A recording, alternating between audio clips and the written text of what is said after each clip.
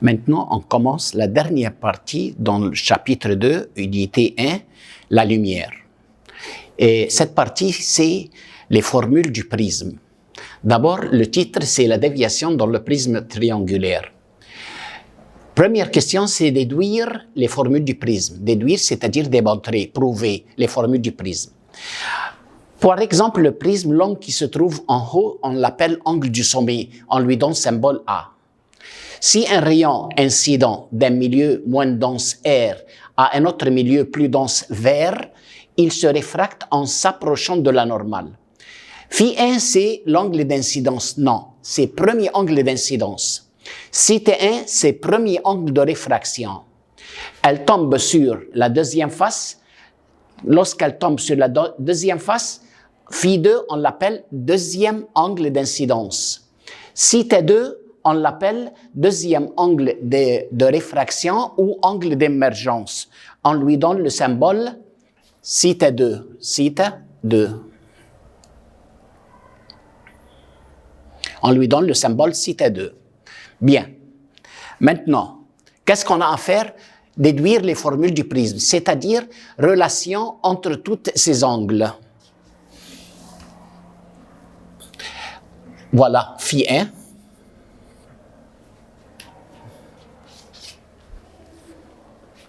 Encore une fois, phi 1, si T1,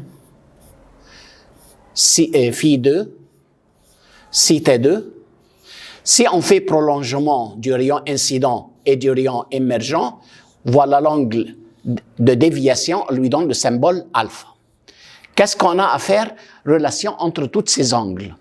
Maintenant, on sait que le point A et ce point et E et ce point, c'est un quadrilatère inscriptible. Que veut-on dire par quadrilatère inscriptible? C'est-à-dire la somme des deux angles opposés égale 180. Pourquoi?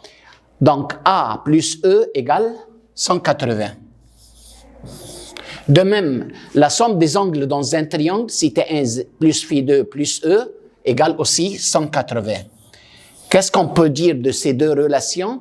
Que l'angle A égale si T1 plus phi 2. Voilà la première relation. Deuxième relation. On sait que 1 plus si T1 égale phi 1 opposé par le sommet. Voilà. De même, de l'autre côté, 2 plus phi 2 égale si T2 opposé par le sommet. Donc, si je veux 2, ça fait si T2 moins phi 2. Si je veux 1, phi 1 moins si T1. Si j'additionne ces deux relations, 1 plus 2, voilà. Phi 1 plus si T2, voilà. Je vais prendre moins facteur commun, si T1 plus phi 2. 1 plus 2, si géométrie 1 plus l'angle 2, ça nous donne l'angle alpha, qui est appelé l'angle de déviation.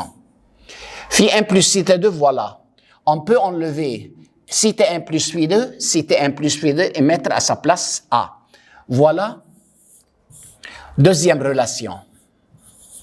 Donc, première relation à déduire, l'angle du sommet égale si T1 plus phi 2. Deuxième angle, alpha égale phi 1 plus si T2 moins A, voilà la deuxième relation. Maintenant, voilà la première question, déduire les formules du prisme. Ensuite, on a déduire l'indice du prisme. On sait que n, indice de réfraction, égale sinus phi sur sinus θ. Voilà la première loi de la réfraction. On veut trouver n du prisme. Qu'est-ce qu'on va faire? On va dessiner une relation graphique entre le premier angle d'incidence phi 1 et l'angle de déviation dans plusieurs cas. Par exemple, on va faire une expérience, on prend phi 1 avec 30 et on détermine expérimentalement l'angle alpha. On va prendre phi 1 égale 35 et on détermine expérimentalement alpha. 40 et on trouve alpha. Et on dessine une relation graphique entre phi 1, qui est le premier angle d'incidence, et alpha, qui est l'angle de déviation. Quelle est la définition de l'angle de déviation? C'est l'angle, soit on dit extérieur ou l'angle aigu, compris entre le prolongement du rayon incident et le prolongement du rayon émergent. Maintenant, on dessine la relation entre alpha et phi 1. Si on dessine cette relation, on obtient... Deuxième question, déduire l'indice du prisme. On sait que l'indice du prisme égale sinus phi sur sinus θ.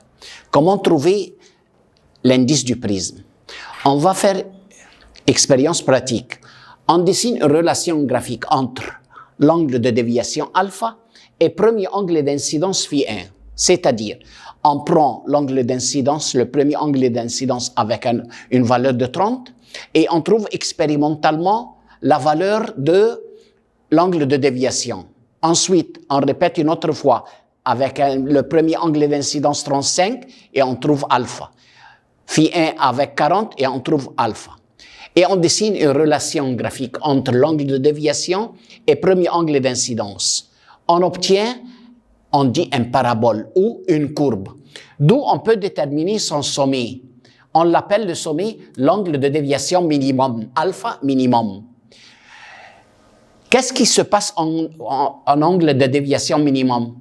On voit la valeur de phi 1. On trouve que phi 1 égale θ2, c'est-à-dire le premier angle d'incidence égale angle d'émergence ou deuxième angle de réfraction. Si on va voir dans la formule qu'on avait démontrée, on va mettre phi 1 égale θ2, c'est-à-dire alpha minimum égale 2 phi moins a. Je veux l'angle d'incidence, moins a vient de l'autre côté avec un signe plus, égale 2 phi. Si je veux phi, je divise par 2. Donc phi égale alpha minimum plus a sur 2. De même, en cas de déviation minimum, on voit la valeur de θ1, premier angle de réfraction. On trouve que θ1 égale phi 2, c'est-à-dire premier angle de réfraction égale deuxième angle d'incidence. Deuxième formule qu'on a déjà démontré que A égale θ1 plus phi 2. Donc θ1 égale phi 2, donc A égale 2 θ parce qu'ils sont égaux. Donc θ égale A sur 2. On a phi et on a θ. Donc n égale n du prisme égale sinus phi sur sinus θ. Égale sinus alpha minimum plus A sur 2 qui est phi sur sinus θ qui est A sur 2. Égale aussi sinus premier angle d'incidence sur sinus premier angle de réfraction. Égale sinus θ2 sur sinus phi 2.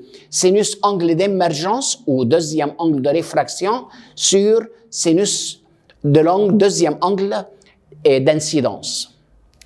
Maintenant, on a vu comment déduire la formule du prisme en général et comment déterminer l'indice de réfraction. Cette formule est appliquée pour les prismes ordinaires. Que veut-on dire par prisme ordinaire? C'est-à-dire l'angle du sommet plus que 10 degrés, 20, 30, 60, ainsi de suite. Mais il y a un cas spécial pour le prisme mince.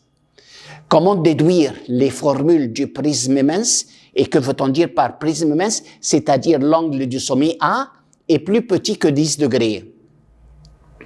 On dit que quelque chose de trigo, en cas de petit angle inférieur que 10 degrés, on peut confondre le sinus de l'angle par l'angle lui-même en radian. Une autre fois, cette phrase de Trigo. En cas de petit angle inférieur que 10 degrés, on peut confondre le sinus de l'angle par l'angle lui-même en radian. Donc, sinus alpha minimum plus A sur 2 égale alpha minimum plus A sur 2. Et sinus A sur 2, ça nous donne A sur 2. Donc, on a vu, en cas de petit mince, on a pu confondre le sinus de l'angle par lui-même. Donc, on peut simplifier le sinus par le sinus. Donc, ça nous donne alpha minimum plus A sur 2 sur A sur 2. On peut simplifier 2 avec 2. Ça nous donne alpha minimum plus A sur A. C'est égal à n. A multiplié par n, ça nous donne n. A égale alpha minimum plus A.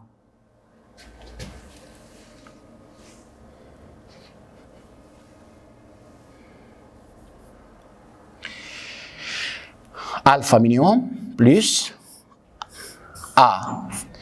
A vient de l'autre côté, donc NA moins A égale alpha. On va prendre A facteur commun, ça nous donne A facteur de N moins 1. Donc, cette formule est appliquée pour les prismes minces. Que veut-on dire par prisme mince? C'est-à-dire l'angle du sommet inférieur que 10 degrés. Donc, voilà la formule en cas de prisme ordinaire, A plus grand que 10. Voilà la formule utilisée pour que le prisme mince. Que veut-on dire par prisme mince? Inférieur que 10 degrés. Maintenant, dernière question dans le chapitre ou dans la troisième partie, c'est définir et déduire l'écartement angulaire et le pouvoir de dispersion chromatique. D'abord, si la lumière blanche tombe sur un prisme mince, elle se disperse, elle se décompose en 7 couleurs du spectre. Nous savons ces 7 couleurs par ordre, le rouge, le orange, le jaune, le vert, le bleu, l'indigo et le violet. Donc, première question, commenter. La lumière blanche se disperse, se décompose en tombant sur un prisme mince. Car chaque couleur du spectre se caractérise par 4 choses. Chaque couleur possède sa longueur d'onde, sa fréquence, son indice de réfraction, par suite son angle de déviation. Deuxième question. Pourquoi la déviation du violet est plus grande que celle du rouge? Pourquoi alpha violet est plus grand que alpha rouge? A, c'est constant. Alors, quelle est la cause que alpha violet est plus grand que alpha rouge? Car indice du violet est plus grand que celle du rouge. Maintenant, la deuxième question qu'on avait eue déjà, déduire les formules du prisme mince. Mince, c'est-à-dire l'angle du sommet qui est A, plus petit que 10 degrés. Son angle inférieur que 10. Par exemple, on va prendre 2 couleurs, le rouge et le bleu. Quelle est la couleur moyenne entre eux? C'est le vert. Ou, pardon, c'est le jaune. C'est le jaune. Parce que rouge, on laisse une couleur, ça fait le jaune. Bleu, on monte une couleur, ça fait le jaune. On va prendre ces 2 couleurs. Donc, si je dis alpha de la couleur bleue, ça nous donne alpha de l'indice du bleu moins 1. De même, alpha de la couleur rouge, ça fait A facteur de N du couleur rouge moins 1. Si je soustrais ces 2 équations, alpha bleu moins alpha rouge, ça nous donne alpha indice du bleu moins indice du rouge. Alpha bleu moins alpha rouge, on l'appelle écartement angulaire. Quelle est sa définition? Il y a 2 définitions. C'est la différence entre la déviation du bleu et celle du rouge. Deuxième définition. Définir écartement angulaire, c'est le produit de l'angle du sommet par la différence entre l'indice du bleu et celle du rouge. Si je divise l'écartement angulaire qui est alpha bleu moins alpha rouge par alpha de la couleur moyenne qui est le jaune, c'est-à-dire A facteur de N bleu moins N rouge, sur A facteur de N de la couleur moyenne qui est le jaune moins 1, simplifier A avec A, ça nous donne N bleu moins N rouge sur N jaune moins 1. On lui donne le symbole W ou oméga. Quel est son nom? Pouvoir de dispersion chromatique. Quelle est sa définition? C'est le rapport. Alpha bleu moins alpha rouge, c'est l'écartement angulaire. Donc, c'est le rapport entre l'écartement angulaire et la déviation moyenne. Il y a une deuxième définition, mais plus longue. Et pouvoir de dispersion chromatique, c'est le rapport entre la différence de l'indice du bleu et celle du rouge sur l'indice moyenne moins 1. Remarque importante, alpha de la couleur moyenne, j'ai dit couleur moyenne, pour trouver la moyenne arithmétique, on additionne alpha de la couleur bleue plus alpha rouge sur 2. De même, l'indice du jaune, qui est la couleur moyenne, indice du rouge plus indice du bleu sur 2. Finalement, une petite commenter, le pouvoir de dispersion chromatique ne dépend pas sur l'angle du sommet, parce que la formule ne contient pas l'angle du sommet A. On a simplifié A avec A. Donc la réponse pourquoi le pouvoir de dispersion ne dépend pas sur l'angle du sommet, car le pouvoir égale alpha bleu moins alpha rouge sur alpha jaune, ou n bleu moins n rouge sur n jaune moins 1. Donc la formule ne contient pas, elle ne dépend pas sur l'angle du sommet. Et bonne chance.